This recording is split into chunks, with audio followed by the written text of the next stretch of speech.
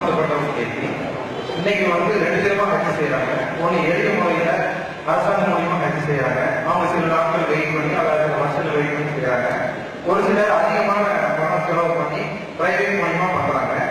இப்போ இந்த நிலைமையில நம்ம வெயிட் பண்ணி பண்ண முடியாது. இது மார்க்கெட்டியா பொருளாதார வசதி இருந்தாலும் அந்த ஏற்றுக் கொள்வாங்க அப்படிங்கிறது எளிமையான முறையில் ஹஜ் செய்யறதுக்கு இன்னைக்கு என்னென்ன வழிகள் இருக்கிறது?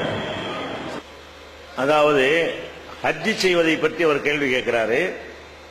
ஹஜ்ஜி செய்வது குறைந்த செலவில் ஹஜ்ஜி செய்யக்கூடிய திட்டங்களும் நாட்டில் இருக்கிறது.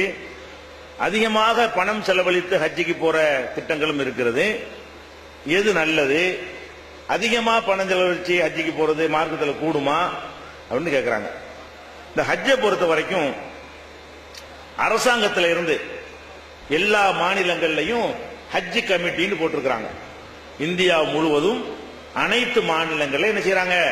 ஹஜ்ஜிக்கு ஒரு கமிட்டியை அரசாங்கம் நியமித்திருக்கிறது. அந்த கமிட்டியின் மூலமாக நம்ம ஹஜ்ஜிக்கு போறோம் விண்ணப்பம் கொடுத்தால் அதுல என்ன செய்வாங்கன்னா குழுக்கள் முறையில் தேர்ந்தெடுப்பாங்க. இது குழுக்கள்ங்கிறது இப்ப ஒரு 2-3 வருஷமா தான். அதுக்கு முன்னாடி எவ்வளவு அப்ளிகேஷன் கொடுக்கறாங்களோ அவ்வளவு பேரும் கிடைச்சிச்சு. அப்படி ஒரு நேரம் இருந்துச்சு. அவன் இந்த மினாவுல விபத்துல ஏற்பட்டு இறந்துட்டாங்க இல்லையா? அப்ப சவுதியில என்ன பண்ணிட்டான்னு கேட்டா, கொஞ்சம் நம்பரை ஒரு கட்டுப்படுத்தணும் என்று சொல்லி ஒவ்வொரு நாட்டுக்கு ஒரு கோட்டா வச்சுட்டான். உங்க நாட்டுக்கு இவ்வளவுதான், உங்க நாட்டுக்கு இவ்வளவுதான் சொல்லி. அப்ப இந்தியாவுக்கு எவ்வளவு பேரை கொடுத்திருக்கிறானோ இவன் தப்பு கிடையாது, இந்தியாக்காரன் தப்பு கிடையாது, அவன் தப்பு. அவன் சொல்றதை அனுப்ப முடியும். உங்க நாட்டில இருந்து 10,000 பேர் வரலாம்னா 1,00,000 பேர் போக முடியாது. அப்ப இந்தியாவில இருந்து எத்தனை பேர் வரலாம் என்பதை சவுதி அரசாங்கம் தீர்மானிக்கிறான்.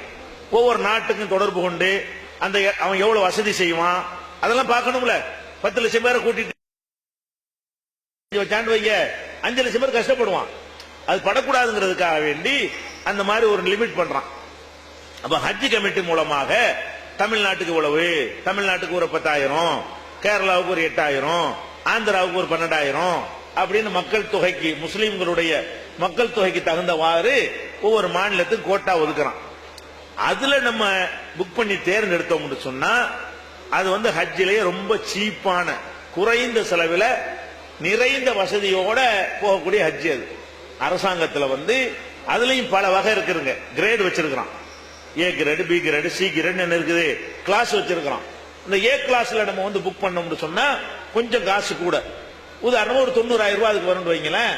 அடுத்த கிளாஸுக்கு போனீங்கன்னா ஒரு 15,000 ரூபாய் குறையும். அதுக்கு அடுத்த கிளாஸுக்கு போனா ஒரு 10,000 ரூபாய் குறையும். இந்த மாதிரி 2 வருஷத்துக்கு முந்தைய இப்ப எவ்வளவு தெரியல. 2 வருஷத்துக்கு முந்தைய இந்த மாதிரி 90,000 ரூபாய் அந்த கணக்குல இருந்தது. அப்ப ஃபர்ஸ்ட் கிளாஸ்ல நம்ம புக் பண்ணிட்டோம்னு சொன்னா ஹஜ்ஜிக்கு போயிட்டு எல்லாத்துக்கும் சேர்த்து எவ்வளவு? வெறும் 90,000 ரூபாய். ரொம்ப லக்ஸரியான முறையில ஹரமுக்கு பக்கத்துல அந்த நவாப் பில்டிங் சொல்றாங்க இல்லையா, ஆற்காடு நவாப் இருக்காருல்ல, அவருடைய பில்டிங் ஒண்ணு அங்க இருக்கிறது. அதுல கொண்டே தங்க வச்சிருவான். தங்க இருக்கலாம், அதான் கிட்டத்துல உள்ளது, நல்ல வசதியா இருக்கும்.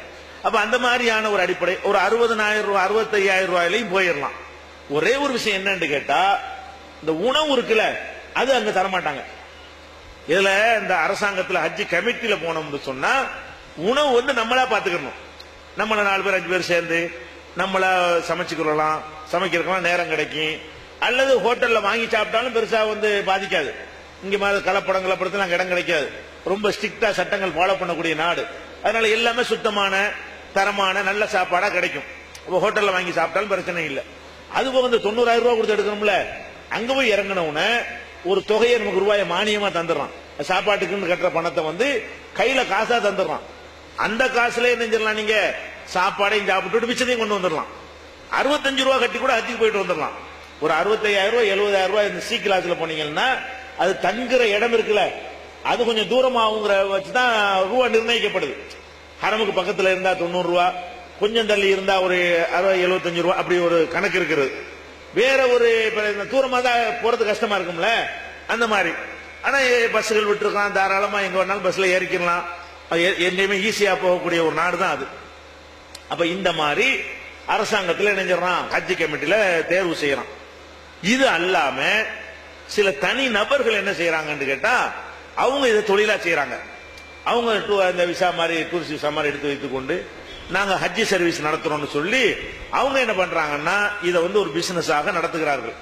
இந்த பிசினஸா நடத்தக்கூடிய எல்லாரையுமே சொல்லலாம், அது வந்து ஒரு அளவுக்கு மீறி 90,000 ரூபாய் 65,000 ரூபாயில போற ஒரு ஹஜ்ஜை வந்து 2.5 லட்சத்துல 3 லட்சம் வரைக்கும் ஆயிருச்சு. இப்ப எவ்வளவுங்க பிரைவேட்ல எவ்வளவு வாங்குறாங்க? பிரைவேட்ல ஒரு ஆளுக்கு எவ்வளவு வாங்குறாங்க? இந்த ஹஜ் சர்வீஸ் நடத்துறாங்களே 2.25 லட்சம் ரூபாய் வாங்குறாங்க. இந்த 2.25 லட்சம் ரூபாயில 3 பேர் போலாம் ஹஜ்ஜிக்கு. அரசாங்கத்தில் போனா எத்தனை பேர் போகலாம்? 3 பேர் போகலாம்.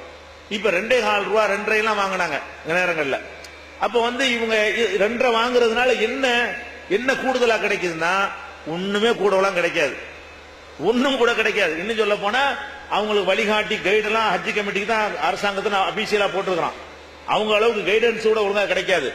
என்ன அதுல விசேஷம் கேட்டா சாப்பாடு மட்டும்தான். என்ன மேட்ரு? சாப்பாடு வந்து அவங்க கூட்டா சமைச்சு தருவாங்க. ஒரு 60 பேர் கூட்டிட்டு போறாங்கன்னு சொன்னா 100 பேர் கூட்டிட்டு போறாங்கன்னு சொன்னா 100 பேருக்கு என்ன செய்வாங்க? அதை வச்சுதான் ஆளும் பிடிப்பாங்க. மினரல் வாட்டர் தருவோம், அந்த பயங்கரமான அறுசுவை உணவு, அப்படி இப்படி இந்த மாதிரி என்ன செய்வாங்க? இந்த சாப்பாடு தான். அப்ப இந்த சாப்பாட்டுக்காக வேண்டித்தான் 60 ரூபாயில முடிகிறது 4 மடங்கு ரூபாய் கொடுக்குற காரணம் என்ன? அவ்வளவா சாப்பிட போறான் ஒரு மனுஷன் 10 நாள்ல 15 நாள்ல. அப்ப 15 நாள் சாப்பாடை தர்றதுக்காக வேண்டி என்ன செய்யறாங்க? பல லட்சங்களை வந்து அவங்க ஹாஜிகள்கிட்ட வந்து வாங்குறாங்க. அப்ப இது என்னவாகுது? இது வந்து ஒரு சமூக தீமை, இது கொடுமை. இது இபாதத்துகளை குறைந்த செலவில் செய்யக்கூடிய மக்களுக்கு வழிகாட்டாம எங்கள்கிட்ட வாங்க சொல்றேன்னு சொல்லிட்டு பொய்யான வாக்குறுதிகள் அம்முட்டு பொய் பேசுறதெல்லாம் எல்லாம் பொய்யா இருக்குது. அதுல எதுவுமே உண்மையா இருக்காது. இந்த ஹஜ்ஜிக்கு போயிட்டு வந்தவங்க எல்லாத்தையும் கேளுங்க, அவங்க மனம் திறந்து சிறப்பா இருந்துன்னு சொல்லவே மாட்டாங்க. சொன்னது ஒண்ணு செஞ்சது ஒண்ணு என்ற ஒரு நிலையைத்தான் எல்லா சர்வீஸ்கள்லையும் நீங்க பாக்குறீங்க. அதனால இப்ப நம்ம என்ன யோசிக்கணும்? ஒருத்தர் நல்லா பறக்க செஞ்சு அவர் நல்லா சாப்பிடுறதுக்காக வேண்டி போனால் அது அவரை பொறுத்தவரை குற்றம் கிடையாது. ஆனால் அது கடமை கிடையாது. உங்களுக்கு எது கடமை? இப்ப நானும் தான் இருக்கிறேன், நானும் ஒரு வருஷமா செய்யறேன், ஹஜ்ஜில குழுக்கள் போடத்தான் செய்யறேன். இந்த வருஷம் கூட எனக்கு உழுவல. அடுத்த வருஷம் இந்த 3 தடவை ஆயிட்டதுனால கண்டிப்பா கிடைச்சிடும். 3 தடவை குழுக்கள்ல வரலன்னா 4வது தடவை நினைஞ்சிருவாங்க, அவங்களுக்கு கண்டிப்பா கொடுத்துருவாங்கன்னு வைங்களேன். 4வது தடவை போயிட்டு போறோம், 3 தடவை அப்ளிகேஷன்ல குழுக்கள்ல வரலன்னு சொன்னா 4வது தடவை குழுக்கள் கிடையாது, 4வது வருஷம் போயிட்டு போறோம். அப்ப இதுல என்னவாகும்? இப்ப ஹஜ்ஜிக்கு போறதுன்னு சொன்னா 2.5 லட்சம் ரூபாய் 3 லட்சம் ரூபாய் வேணும் அப்படின்னு ஒரு எண்ணத்தை உண்டாக்குறதுக்கு பதிலா 75,000 ரூபாய் இருந்தா போதும் போது நிறைய பேர் ஹஜ்ஜி செய்வாங்களா இல்லையா? ஹஜ்ஜி எளிதாகுமா இல்லையா? அந்த மாதிரி ஒரு அடிப்படையில இந்த 2.25 ரூபாய் நம்ம கொடுக்க தேவையில்லை நினைக்கக்கூடியவர்கள் ஹஜ்ஜி கமிட்டில நீங்க அப்ளிகேஷனை போட்டீங்களா, முயற்சி பண்ணிட்டீங்க, உங்க கடமை முடிந்து விட்டது. கிடைச்சா போவீங்க, கிடைக்கிற எல்லாம் கொஸ்டின் பண்ண மாட்டாங்க. எல்லாம் அதற்கான முயற்சியை பண்ணிட்டேன், நான் வந்து அநியாயமா ரூபாய் கொடுக்க நான் விரும்பல, அதுல வந்து ஹஜ்ஜ ஒரு வியாபாரமா பண்றாங்க, பிசினஸா பண்றாங்க அப்படின்னு சொல்லி ஒருத்தர் தவிர்த்து கொண்டாரையானால் நீ ஏன் 2.25 ரூபாய் கொடுத்து போகல நல்லா கேட்க மாட்டான். வழங்குதா? அதனால எல்லாரும் என்ன செய்யுங்க, இந்த ஹஜ்ஜி கமிட்டி மூலமாகவே போவதற்கு முயற்சி செய்வது நல்லது. வசதி இருக்கிறது, அது ஒரு பெரிய பிரச்சனை இல்லை அப்படின்னு விரும்பக்கூடியவங்க அப்படி போனார்களே ஆனால் அவங்க ஹஜ்ஜி செல்லும். ஆனா அதுலதான் போகணும்னு கட்டாயம் கிடையாது. அதை யாபத்துல வைத்து என்ன செய்யுங்க, முழுக்க வியாபாரம் தான் நடக்குது. அது சொன்ன ஒண்ணு சாப்பாடு விஷயத்துல வரைக்கும் சொன்னபடி நடக்க மாட்டாங்க. ஹஜ் ஹரம் ஷரீஃபுக்கு பக்கத்துல இருப்பாங்க, கண்டிப்பா பக்கத்துல இருக்காது. சும்மா அந்த விளம்பரம் பிடிக்கிறதுக்காக என்ன செய்வாங்க சொல்லுவாங்களே தவிர உள்ள போய் பார்த்தோம்னு சொன்னா அந்த சர்வீஸ் வந்து திருப்தி படக்கூடிய வகையில கண்டிப்பாக இருக்கல. போன 50 பேர்கிட்ட நீங்க என்று எடுத்து பார்க்கலாம், எல்லாமே இந்த மாதிரி தான் நடக்கிறது. அதனால கமிட்டி மூலமாக போவது பொருளாதார சிக்கனம். நம்ம ஒரு ஆள் நீங்க 2.5 ரூபாய் செலவழிச்சு கஷ்டப்பட்டு போறீங்கல்ல, நீங்க போறதுல உங்க பொண்டாட்டி பிள்ளை எல்லாம் சேர்த்து 300 ரூபாய் ஆகலாம்ல. இப்ப ஹஜ் கமிட்டில அதே 2.25 லட்சம் ரூபாயில 3 பேர் போகலாம்ல. பி கிளாஸ்ல போயிடலாமே, ஏ கிளாஸ்ல போனா கூட 2 பேர் போகலாம்ல. புருஷனுக்கு மட்டும் ஹஜ் கடமை, அவருக்கு பதிலா புருஷனுக்கு முன்னாடி சேர்த்து ஹஜ் நிறைவேற்றிட்டு வரலாமே.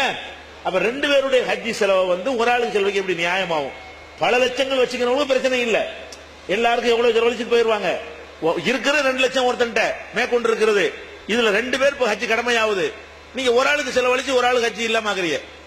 நீங்க கமிட்டி மூலமா போனா 2 பேர் போயிடலாம்ல, 3 பேர் போயிடலாம்ல. அந்த மாதிரி போறதுதான் நமக்கு பாதுகாப்பானது, சிறந்தது. ஹஜ் கமிட்டி தான் பிசினஸ் வியாபார போக்கு இல்லாம இருக்கிறது நீங்க கவனித்துக் கொள்ள வேண்டும். அதான் சிறந்த ஒரு முறை.